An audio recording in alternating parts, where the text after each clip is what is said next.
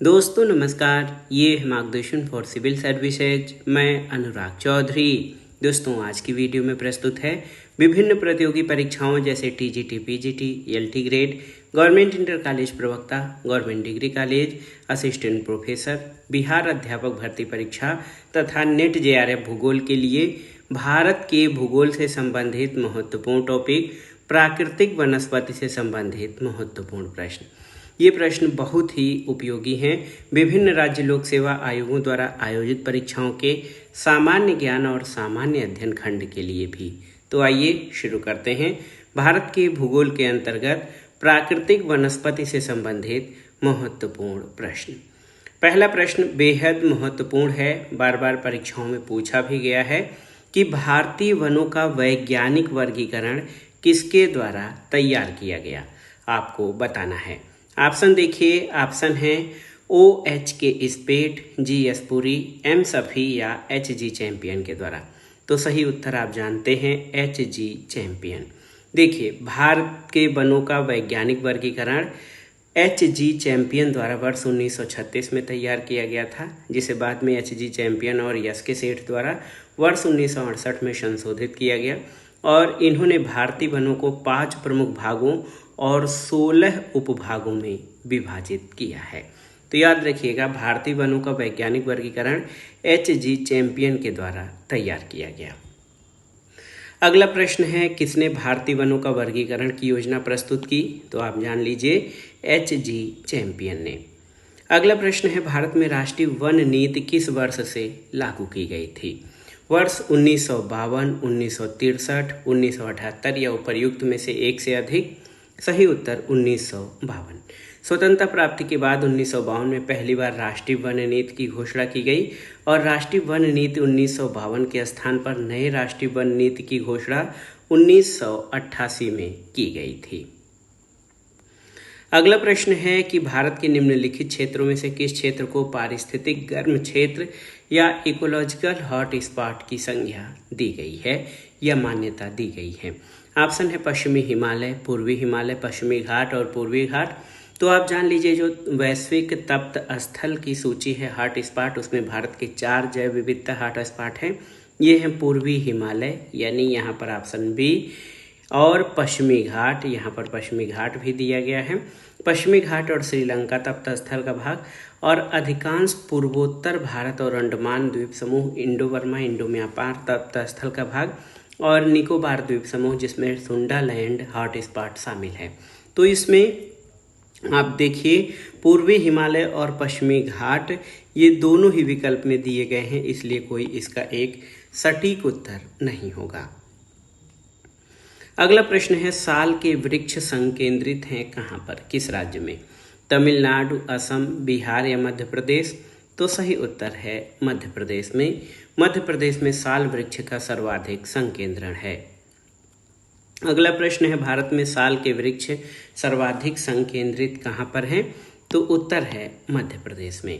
भारत के किस राज्य में वन क्षेत्र यानी कुल प्रतिवेदित क्षेत्र के प्रतिशत के रूप में सबसे अधिक हैं, आपको बताना है।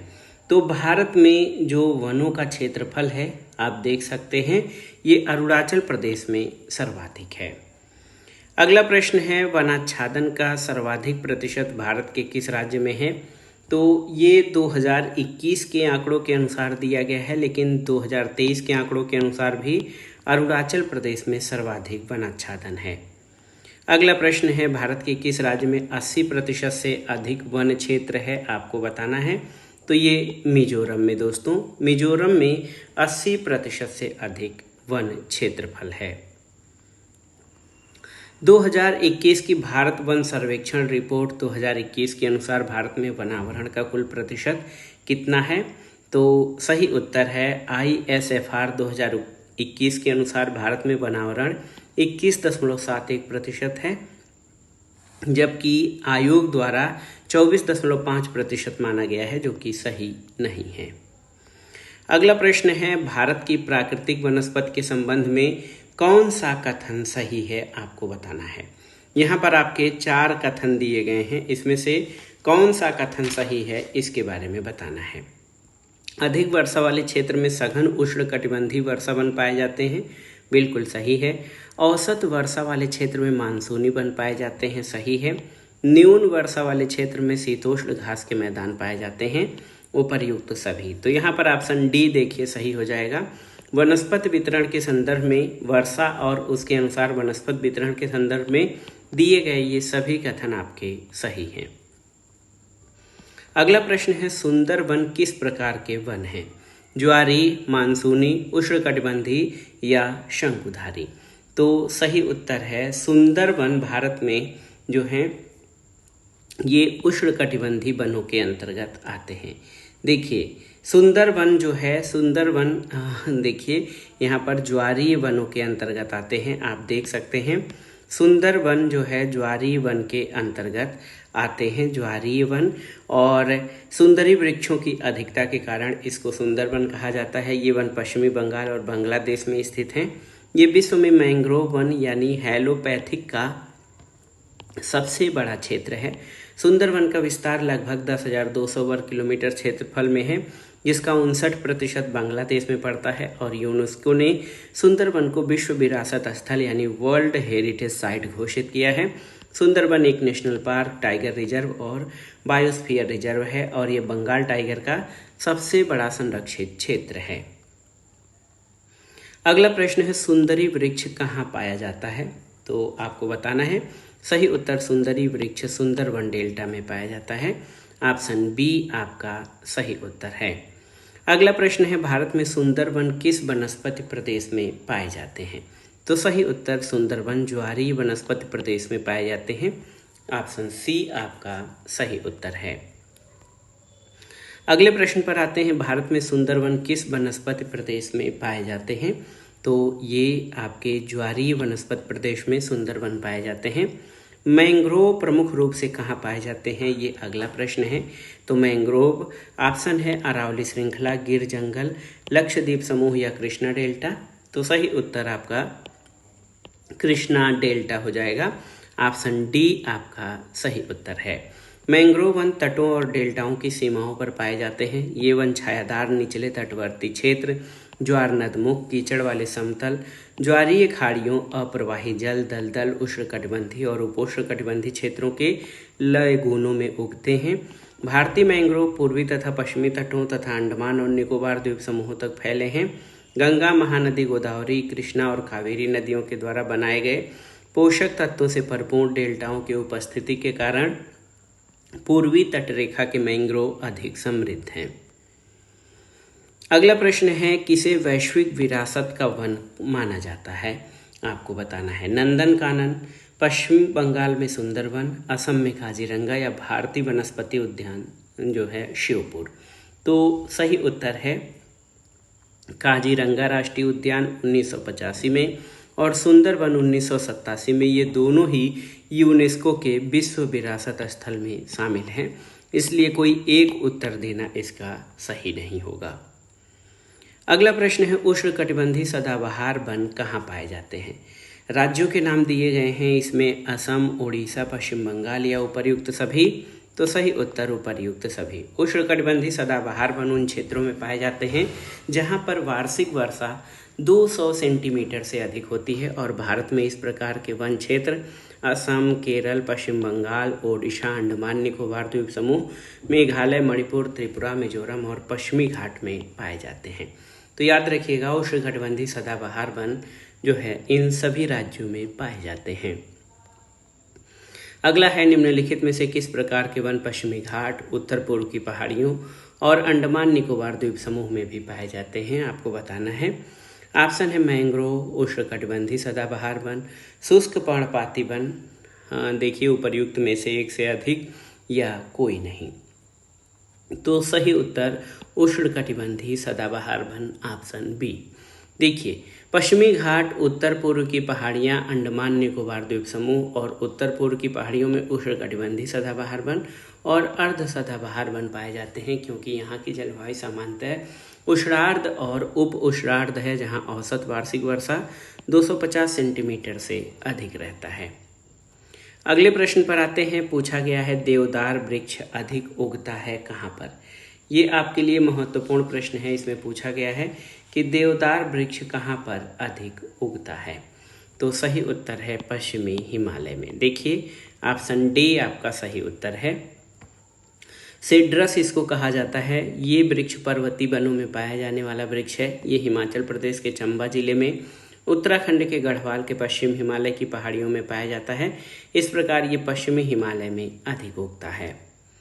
अगला प्रश्न है, भारत में चंदन की लकड़ी के वन सर्वाधिक कहाँ पाए जाते हैं?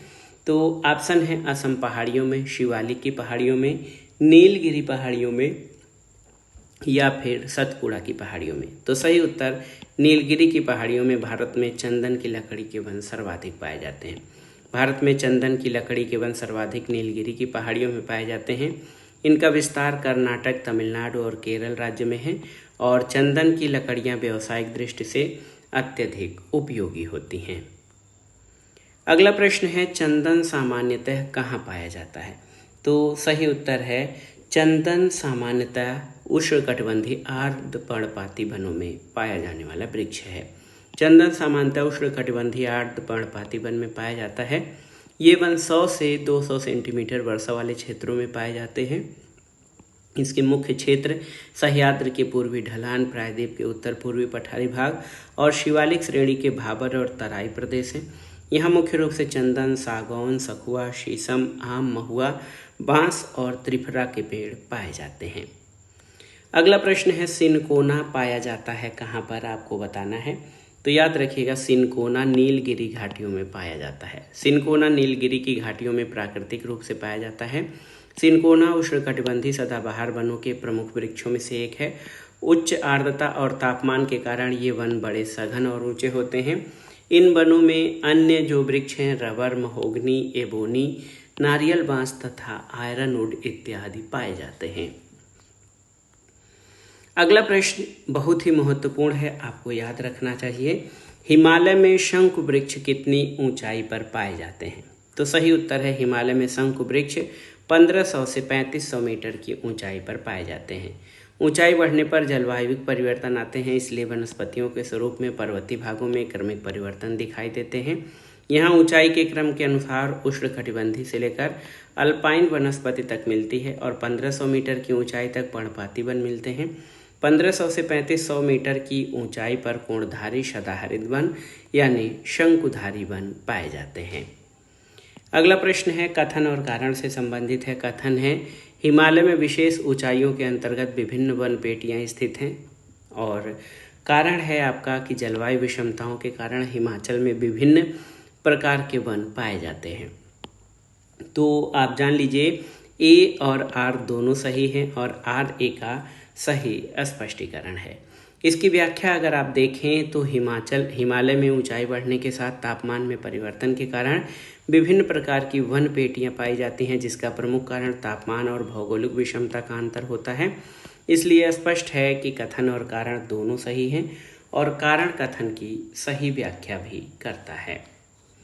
अगले प्रश्न पर आते हैं, उत्तरी उत्तर प्रदेश। देखिए ये पूछा गया है, उत्तरी उत्तर प्रदेश में दलदली और वनाच्छादित भूमि को किस नाम से जाना जाता है? आपको बताना है। खादर, बांगर, भावर या तराई? तो सही उत्तर है तराई। देखिए शिवालिक के गिरिपथ प्रदेश में भावर के दक्षिण में मैदान में वह भाग जहाँ पर भावर की लुप्त नदियाँ फिर से भूतल पर प्रकट हो जाती हैं उसे तराई प्रदेश कहते हैं। यहाँ पर अधिकांश भूमि दलदली और वनाच्छादित है। नदियों द्वारा निक्षेपित जलोढ़ के कण भावर प्रदेश की अपेक्षा छोटे होते हैं और अधिकांश तराई क्षेत्र के वनों को कृषि के लिए साफ किया जाता है। अगला प्रश्न है, उष्णकटिबंधीय मानसूनी वन को भारत में क्या कहते हैं? आपको बताना है। ऑप्शन है देखिए, तराई, पहाड़, मैदान या पठार। तो सही उत्तर तराई। भारत में उष्णकटिबंधीय मानसूनी वनों को तराई वन कहते हैं। विषुवतीय प्रदेशों और उष्णकटिबंधीय तटीय प्रदेशों के अधिक वर्षा और उच्च तापमान वाले प्रदेशों में ऐसे वन पाए जाते हैं और तराई वनों में सागौन, साखू, शीशम, आम आदि के वृक्ष पाए जाते हैं। अगला प्रश्न है, ये देखिए पूछा गया है कि वनावरण प्रतिशत की दृष्टि से भारतीय राज्यों में छत्तीसगढ़ का कौन सा स्थान है? तो यहाँ पर ये पूरी रिपोर्ट 2021 की वन स्थिति रिपोर्ट के आधार पर है। तो छत्तीसगढ़ तीसरे स्थान पर रहा है। अगला प्रश्न है, भारत के किस राज्य में सबसे अधिक वन क्षेत्र हैं? तो सही उत्तर है, सबसे अधिक वन क्षेत्र जो है मध्य प्रदेश में है। अगला प्रश्न है, निम्नलिखित में से कौन सा जोड़ा सही है, आपको बताना है। यहाँ पर टीक जम्मू और कश्मीर, तो ये सही नहीं है। देवदार मध्य प्रदेश, ये भी सही नहीं है। चंदन केरल, ये भी सही नहीं है। सुंदरी पश्चिम बंगाल, ये आपका सही है। केवल ऑप्शन डी आपका सही उत्तर हो जाएगा। भारत में मैंग्रोव वनस्पति का सर्वाधिक क्षेत्र पश्चिम बंगाल में स्थित सुंदरबन डेल्टा में पाया जाता है, जिसमें सुंदरी वन विशेष रूप से उल्लेखनीय है। मैंग्रोव वन सुनामी और चक्रवात जैसी तटीय आपदाओं के विरुद्ध सुरक्षा बाड़े का कार्य करते हैं। अगले प्रश्न पर आते हैं कि ये देखिए, वन स्थिति रिपोर्ट के आधार पर है। तो इस जो करेंट वन स्थिति रिपोर्ट है उसके बारे में आपको तैयार करना पड़ेगा प्राकृतिक वनस्पति वाले चैप्टर के लिए। तो इसलिए मैं इसको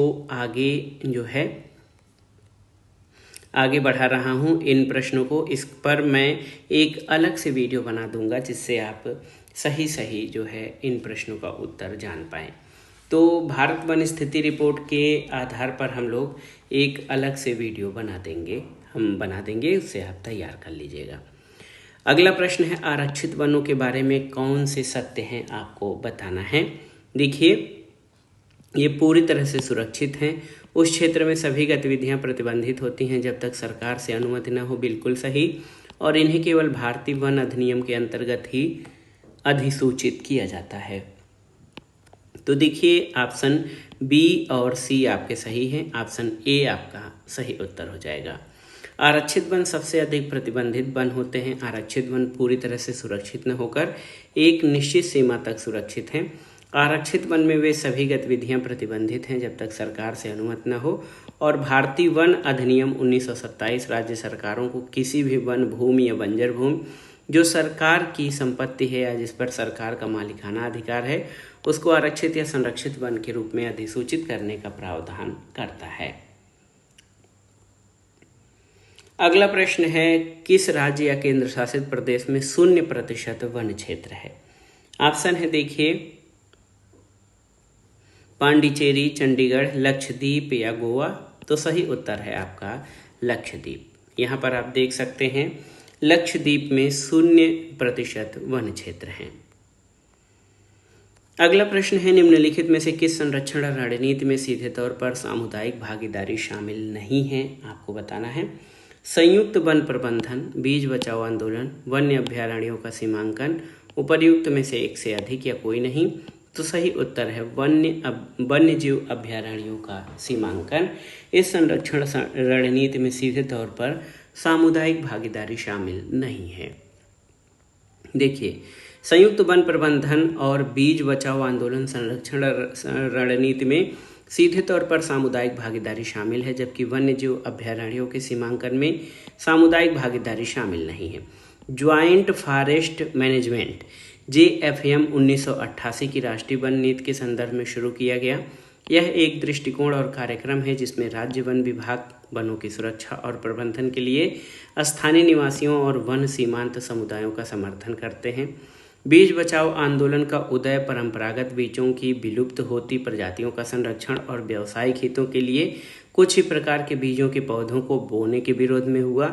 ये सामुदायिक भागीदारी पर आधारित आंदोलन है। इसके प्रणेता उत्तराखंड के विजय जड़धारी हैं। वन्य जीव संरक्षण अधिनियम 1972 द्वारा अभ्यारण्य गठित करने के आशय की घोषणा राज्य सरकार जो है अधिसूचना के द्वारा करती है।